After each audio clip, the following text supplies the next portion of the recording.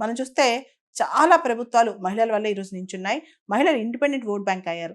పురుషుల ఓట్ బ్యాంక్‌కి, మహిళా ఓట్ బ్యాంక్‌కి ఇప్పుడు వ్యత్యాసం కూడా మనకు కనిపిస్తుందన్నమాట. ఒక అబ్బాయి ఓట్ బ్యాంక్‌కెళ్తే ముఖ్యంగా మిడిల్ ఏజ్ కానీ, ఓల్డ్ ఏజ్ కానీ పురుషులు ఓటెళ్తే క్యాస్ట్, రీజియన్ ఇవన్నీ చూస్తారు. కానీ మహిళలు వాటర్ బిల్, ఎలక్ట్రిసిటీ బిల్, ఉజ్వల పథకం కింద గ్యాస్ సిలిండర్ వచ్చిందా? ఇలాంటివి చూస్తారనమాట. ఈ గవర్నమెంట్ వల్ల మనకు ఎలాంటి లాభం వచ్చింది? ఇది ఎక్కువ ఆలోచిస్తున్నారు. అంటే డెవలప్‌మెంట్ కావచ్చు, స్ట్రాటజిక్ నీడ్స్ కావచ్చు, టాక్టికల్ నీడ్స్ కావచ్చు, మహిళలకి వాళ్ళ అవసరాల గురించి ఎక్కువ ఆలోచిస్తున్నారు. మనం చూస్తే కర్ణాటక, ఢిల్లీ, ఆంధ్రప్రదేశ్ ఇలా చాలా రాష్ట్ర ప్రభుత్వాలు, ఈవెన్ తెలంగాణ కూడా మహిళలకి ఉచిత ట్రాన్స్‌పోర్ట్ కూడా స్టార్ట్ చేసిందనమాట. అంటే వాళ్ళకి పనులు సులభంగా అవ్వటం. దాంతోపాటు మనం పాత రోజుల్లో గ్యాస్ సిలిండర్ కొనుక్కోలేక చాలామంది మహిళలు కట్టెలపై పెట్టుకొని, ఆ కట్టెలు తెచ్చుకోవడానికి జీవితాంతం సగం టైం అయిపోయేది. కానీ ఇప్పుడు అలా కాదు. వాళ్ళ ఆరోగ్యంతో పాటు వాళ్ళ టైం కూడా సేవ్ అయ్యి, వాళ్ళ ఇతర యాక్టివిటీస్‌లో దృష్టి పెట్టగలుగుతున్నారు. ఇవన్నీ కూడా మహిళలు కౌంట్ చేస్తున్నారు. ఇవన్నీ కూడా గమనిస్తున్నారు. అంతేకాదు ఏ గవర్నమెంట్ టైంకి ఎంత ఇస్తుంది అనేది కూడా మహిళలు లెక్కేసుకుంటున్నారనమాట.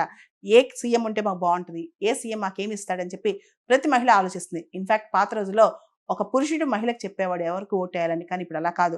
ఒక ఇంట్లో ఒక మహిళే చెప్తుంది ఇంట్లో వాళ్ళందరికీ ఎవరికి ఓటేయాలని చెప్పి. మహిళలు వాళ్ళ యొక్క భద్రత గురించి, వాళ్ళ యొక్క ఆర్థిక అవసరాల గురించి, వాళ్ళ యొక్క ట్రాన్స్‌పోర్టేషన్, మొబిలిటీ గురించి, వాళ్ళ యొక్క హౌస్ హోల్డ్ రిసోర్సెస్ అది ఫ్రీ ఎలక్ట్రిసిటీ కావచ్చు, వాటర్ కావచ్చు, వీటి మీద ఎక్కువ ఆలోచిస్తున్నారనమాట.